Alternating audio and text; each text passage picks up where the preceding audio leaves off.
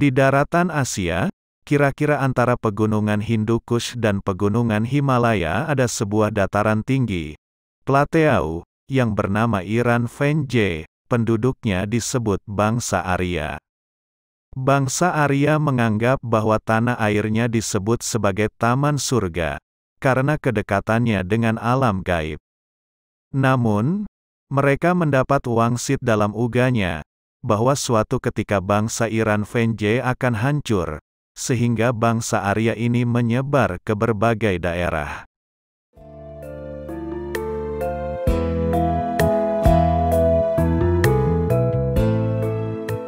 Segerombolan suku bangsa Arya yang menuju arah selatan, sampai di sebuah pantai, basisir, daratan Arab.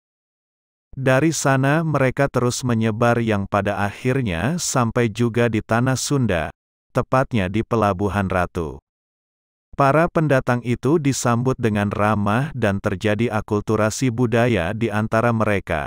Pendatang dan pribumi, Sunda, saling menghormati satu sama lainnya.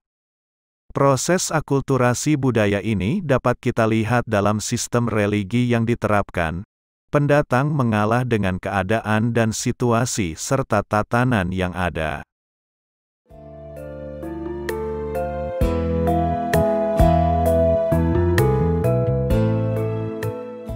Batara Tunggal atau Hyang Batara sebagai pusat sesembahan. Orang Sunda tetap menempati tempat yang paling tinggi, sedangkan dewa-dewa yang menjadi sesembahan pendatang ditempatkan di bawahnya. Hal itu dapat dilihat dalam stratifikasi sistem sesembahan yang ada di daerah Baduy. Dikatakan bahwa Batara Tunggal atau Sang Rama mempunyai 7 putra Keresa.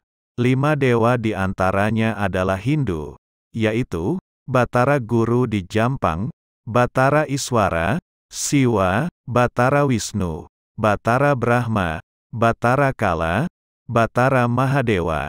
Pada akhirnya menjadi Guryang Sakti serta menjelma jadi Sang Manara atau Ciung Manara, Batara Patanjala, yang dianggap cikal bakal Sunda Baduy.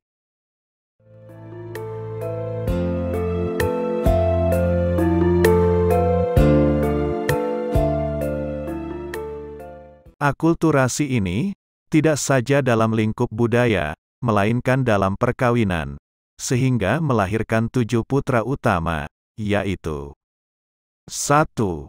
Prabu Tanduran Gagang, 2. Prabu Rangga Pupuk, 3. Prabu Ranggasena, 4.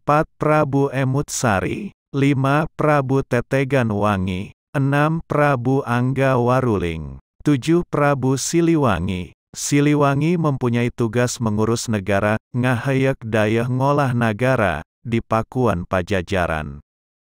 Prabu Siliwangi ini beristri Kentri Manik Mayang Sunda, serta mempunyai anak, Aci Solenggang Pakuan, Munding Sanggawati dan Aci Malati.